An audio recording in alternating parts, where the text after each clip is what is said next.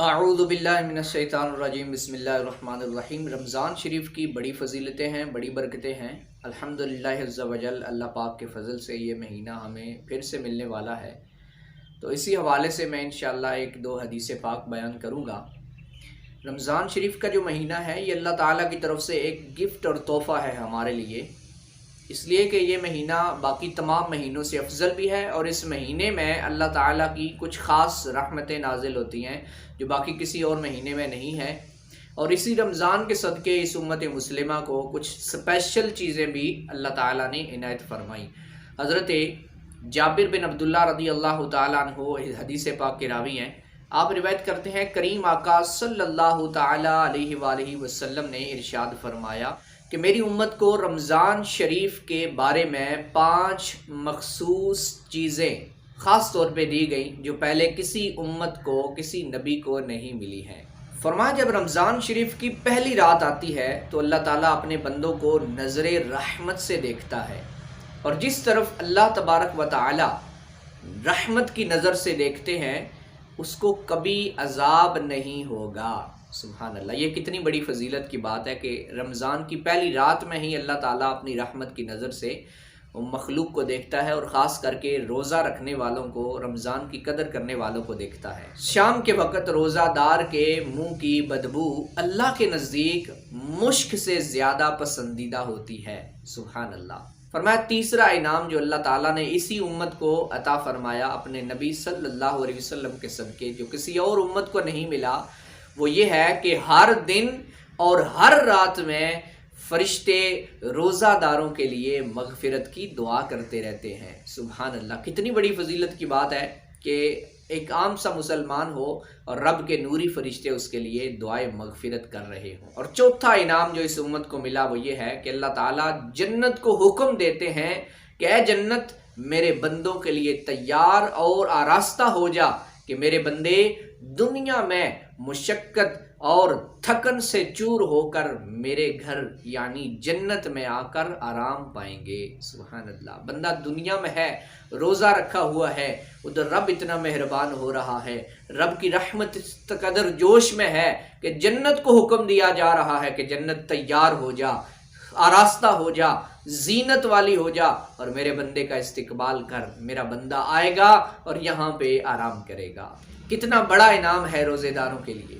فرمایا 5واں انعام کہ جب رمضان شریف کی آخری رات ہوتی ہے تو اللہ تبارک و تعالی تمام روزے داروں کو بخش دیتا ہے، تمام روزہ رکھنے والوں کی مغفرت فرما دیتا ہے۔ اور یہ انعام بھی کم درجے کا انعام نہیں ہے کہ بندہ رمضان شریف کے روزے رکھے، رات کو اٹھ کے قیام کرے، 5 وقت کی نمازیں پڑھے، تلاوت کرے، رمضان میں اس نے خوب محنت کی، جب رمضان کی آخری رات آتی ہے، آخری گھڑیاں آتی ہیں، انعام کیا ملتا ہے؟ اللہ تعالیٰ اس بندے کی بخشش فرما دیتا ہے، اس سے راضی ہو جاتا ہے۔ اس سے بڑھ کر اور انعام ہمیں کچھ نہیں چاہیے، اور یہ سب سے بڑا انعام ہے کہ اللہ تعالیٰ بندے کو بخش دے اور اس کی مغفرت فرما دے۔ جب حضور صلی اللہ تعالیٰ علیہ وسلم نے یہ حدیث پاک بیان فرمائی تو ایک صحابی اٹھ کے کھڑے ہو گئے، عرض کی یا رسول اللہ صلی اللہ علیہ وسلم، یہ جو مغفرت کی رات ہے اس سے مراد شب قدر ہے؟ فرمایا نہیں۔ کیا تم نے مزدوروں کو نہیں دیکھا کہ جب وہ اپنے کام سے فارغ ہو جاتے ہیں تو ان کو پوری پوری مزدوری دے دی جاتی ہے؟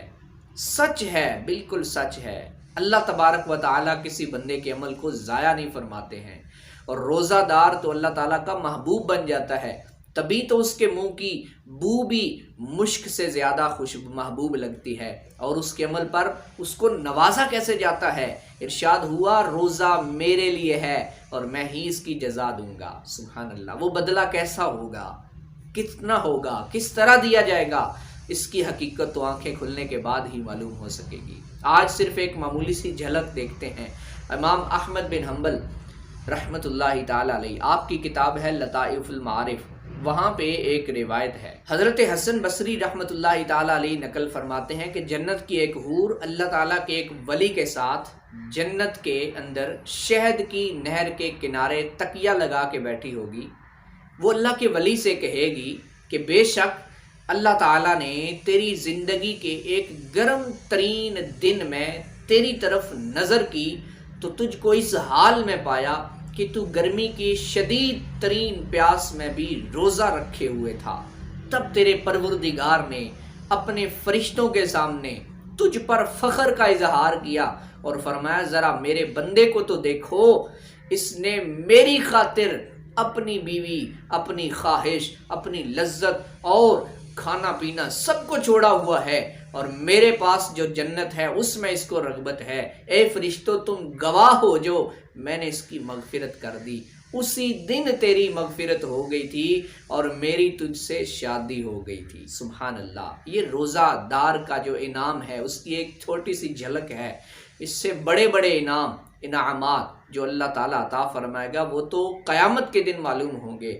بخاری اور مسلم شریف کی حدیث پاک بھی ہے، حضور صلی اللہ علیہ وسلم نے فرمایا کہ جنت میں ایک دروازہ ہے جس کا نام ریان ہے، اور اس دروازے سے سوائے روزہ داروں کے کوئی اور داخل نہیں ہوگا۔ ایک روایت میں یوں بھی آتا ہے کہ جب جو بندہ اس دروازے سے داخل ہوگا وہ پیے گا، اور جو پیے گا پھر کبھی پیاسا نہیں ہوگا۔ سبحان اللہ۔ حضرت انس رضی اللہ تعالیٰ عنہ آپ روایت فرماتے ہیں کہ اللہ تعالیٰ کے ہاں ایک دسترخوان ہے جسے کسی نے نہیں دیکھا اور کسی کان نے اس کا حال نہیں سنا، کسی بشر کے دل میں اس کا خیال نہیں گزرا، اور اس دسترخوان پر صرف روزے دار کھائیں گے، روزے داروں کے علاوہ کوئی اور نہیں بیٹھے گا۔ ایک بزرگ فرماتے ہیں قیامت والے دن روزے داروں کے لیے ایک دسترخوان بچھایا جائے گا کہ جب لوگ حساب و کتاب میں مصروف ہوں گے اور روزے داروں کو لے جا کر اس دسترخوان پر بٹھایا جائے گا اور وہ اللہ کی نعمتیں کھائیں گے، اس دن لوگ کہیں گے کہ اے ہمارے پروردگار ہم تو حساب دے رہے ہیں اور وہ لوگ مزے مزے کی چیزیں کھا رہے ہیں، حساب و کتاب کا فکر انہیں نہیں ہے۔ تو اللہ تعالیٰ آگے سے ارشاد فرمائے گا انہوں نے دنیا میں بہت سارا وقت روزے کی حالت میں گزارا، تو وہ روزہ رکھا کرتے تھے، تم کھانے کھایا کرتے تھے، تم عیش کیا کرتے تھے، زندگی کو انجوائے کیا کرتے تھے، جبکہ میرے وہ بندے اس وقت بھی میری خاطر بھوک اور پیاس برداشت کیا کرتے تھے۔ تم سو رہے ہوتے تھے، وہ اٹھ اٹھ کے لمبے لمبے قیام کرتے تھے اور مجھ سے معافیاں مانگا کرتے تھے۔ اللہ اکبر۔ آج وقت آ گیا کہ انہیں اس کا انعام دیا جائے، آج وقت آ گیا ان کو ان کی قیاموں کا، ان کے روزوں کا، ان کی عبادتوں کا اجر دیا جائے۔ آج تم حساب و کتاب دو گے، وہ آرام سے بیٹھیں گے، تم حساب و کتاب کے بعد جنت میں جاؤ گے، انہیں میری رحمت جنت میں لے جائے گی۔ تو یہ روزہ دار کی فضیلت ہے۔ روزہ رکھنا اتنا عظیم عمل ہے کہ خود رب ذوالجلال اس بندے پہ فخر کر رہا ہوتا ہے۔